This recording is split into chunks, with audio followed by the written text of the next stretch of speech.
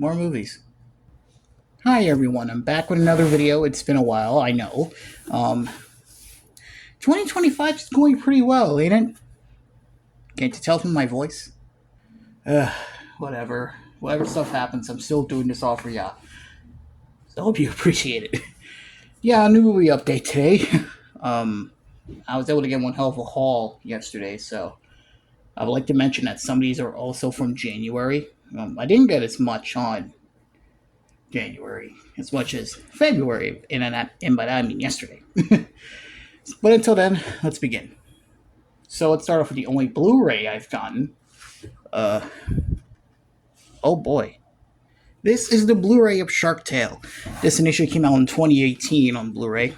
First time, actually. This was around the time when Universal was re-releasing a lot of DreamWorks' backlog films on Blu-ray, some of which being their initial release on Blu-ray, including this, Over the Hedge, the DreamWorks' early films, really. Ants, Prince of Egypt, El Dorado, Spirit, Sinbad, Wallace and Gromit, Curse of Were Rabbit, Chicken Run, pretty much anything before 2006. Well, 2007. Sadly, this did not come with the digital code, but I'm legit fine with that. Aside from that, it's literally just the movie in HD, and it comes with most of the bonus features from the original DVD, aside from the games. As you may see here, it even contains, just like the Blu-ray Over the Hedge I have, this contains a Japanese dub on here, so tickles me funny bone. Shark Tale, my favorite anime. Let's check out the VHSs next. I only have 3 of them, but it's the best I can do considering I already have a good backlog. Here we have The Love Bug. This film was initially released in, I believe, 1970. Was it 1970? Probably 1971, if I recall. But this, of course, is the Walt Disney Studio Film Collection. This started in 1991. Pretty much re-releases many of Disney's live-action features. Before and after his passing. This is definitely one I've been wanting to get. So, very happy I do. Of course, one of the notable actors in my case is Buddy Hackett, who you probably know as Scuttle from The Little Mermaid. So here's the cassette. Printed December 19th of 1991.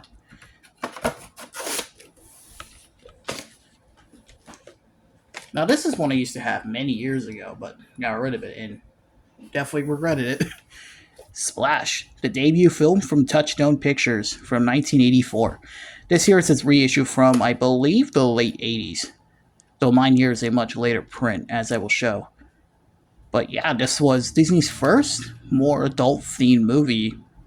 Well, almost their first. There was the movie Trenchcoat, though that movie not only was terrible, but it flopped. But with the launch of Touchstone, they were able to release movies for a more adult audience. And, they had stuff like Ruthless People, In and Out in Beverly Hills, Roger Rabbit, and other films like Mission to Mars, Armageddon, Nightmare Before Christmas, of course, before Disney put their name on it.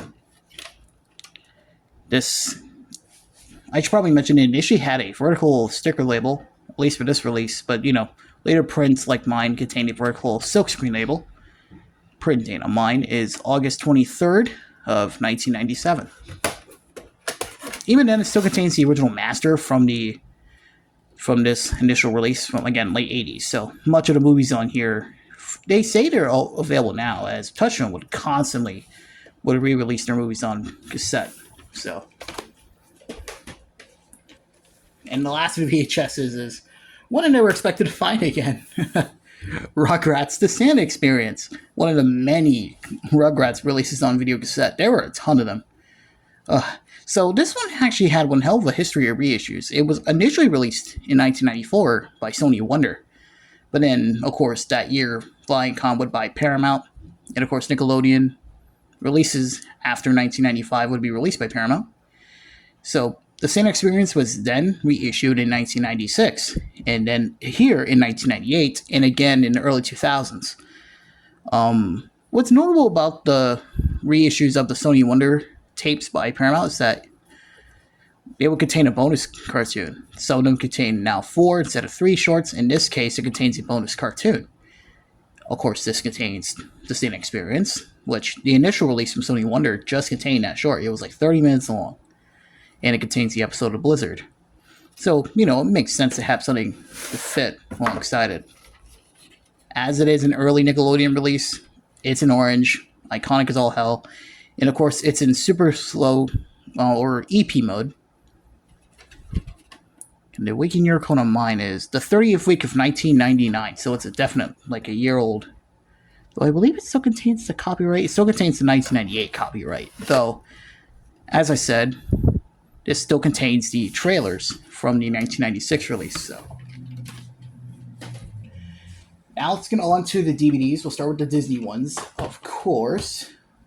We might as well start with the animated ones since we're here.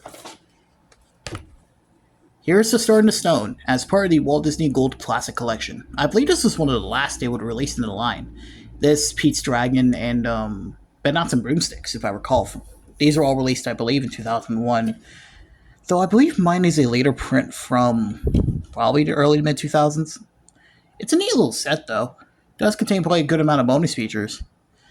Though, this is definitely one of the definitions of, this is the version I'll keep for now. Same when I had Hercules on DVD, the Gold Classic Collection, now I have the 2014 release replacing it. The version I'm trying to get is the release from 2008 on DVD, which I believe it's the 45th anniversary edition?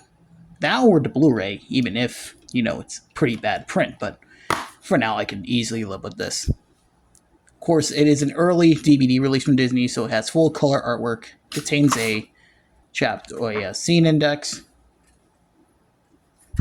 back when DVDs actually gave a damn. This next one I'm actually very excited to have. Dinosaur, the 2-disc collector's edition. Not so much for the movie, because the movie's terrible, and I will definitely say that. It's this for particular release. If you already know, I own the original DVD from 2001. This came out alongside it, as well as on, its VHS counterpart. It's a massive set, almost 3 hours worth of bonus features on this set.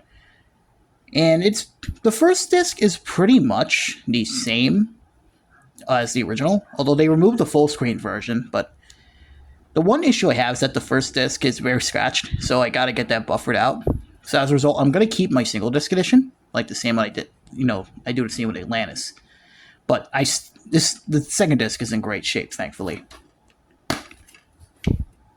Here's disc 1 and disc 2. And if you know your Disney DVD knowledge, this artwork here was used for the scene index for the standard DVD of Dinosaur. So, go figure. And here's the insert. Of course, it has chapter search. A little intro done by Thomas Schumacher, who at the time was the president of Disney Animation. On the back contains the navigational overview for the second disc. It's a great set, even if all for a movie that didn't really need it. I mean, James Newton Howard did a great job on the soundtrack, of course, but you get what I mean. Here we have The Wild. This is one of 2 movies I've been wanting to go on. 2 Disney films I've been needing to go on DVD. This and Valiant, which I already own. A lot of people always mistake this as part of the main Disney canon. In fact, I believe in Europe it's kind of part of it. This is from a completely separate studio that Disney funded, I believe, and then they released. Just to let you guys know. How Will Vinson worked on this as, I believe, an executive producer, or at least one of the producers.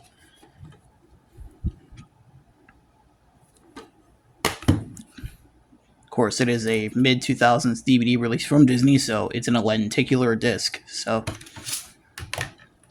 contains an ad for the Disney Conversation Fund, which I wonder if they still even do. And of course, the insert for the scene selection and a few other ads, including Fox and the Hound too. Good lord. But yeah, I mean, I hardly doubt this movie ain't going to be anything interesting, but at least I own it. It was either that or buying a copy on Blu-ray, so. Here we have The Journey of Natty Gann. I own the VHS equivalent of this particular release from 2003. Yeah, Journey of Natty Gann. Good movie. Really emotional. Just like its VHS counterpart, it's in full screen, though there is the Disney Blu-ray edition. Well, the Blu-ray, pardon me, that was released on the Disney Movie Club. Rest in peace. Of course, I don't know if you're able to buy it at a good price, but there is that. You can watch it on a widescreen or Disney Plus. But I can live with this. Good movie though. I recommend it.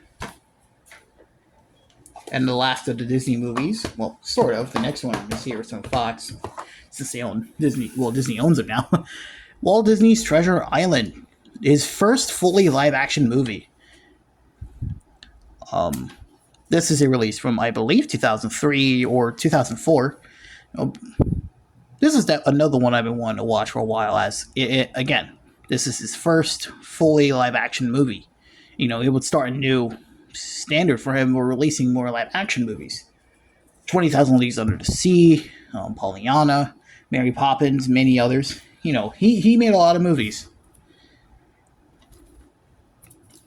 Oh yeah, I keep forgetting.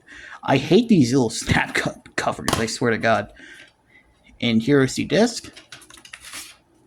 Sadly, it is a pretty bare bones release, but yeah, I can take it for granted.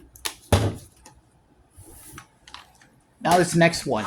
Technically, Disney owns this, so this is before they bought Disney, so this other one is from Fox. Yeah, Fat Albert. Oh God, I can't even speak. I'm gonna be real with you guys. I have a definite appreciation for Fat Albert. Not much for the movie, but the show from Filmation. I mean, screw Bill Cosby right up, of course. I don't know. I love the show. I watched it a lot on bounce before the allegations. So, but the movie exists, I guess. What's notable about this is that it contains both the widescreen and full screen versions. Though sadly, it's on a dual-sided disc. So, fortunately, I was able to get this in good shape, at least for the disc. As finding a good condition copy of Fat Albert for me was really hard to do. I don't know why, but what the hell. This is one I also owned many years ago. Austin Powers and Goldmember. Of course, I have the VHS equivalent, but this is the DVD. Yeah, it's Austin Powers. What more could you love? I love Austin Powers. And for the time of when this DVD came out, it's pretty packed. It's a single disc, but it's packed to the brim with bonus features. So, gotta give credit to New Line or Warner Brothers for this. And it comes in a blue case, which looks really nice. The packaging in this release is legit beautiful. And it's Austin Powers Goldmember. I definitely say it's the weakest, as much as not other people. But I still find it fun. I love the trilogy as much as other people. It's pretty much a, savings booklet. Of course, there is an Austin Powers microphone, a rebate for the soundtrack.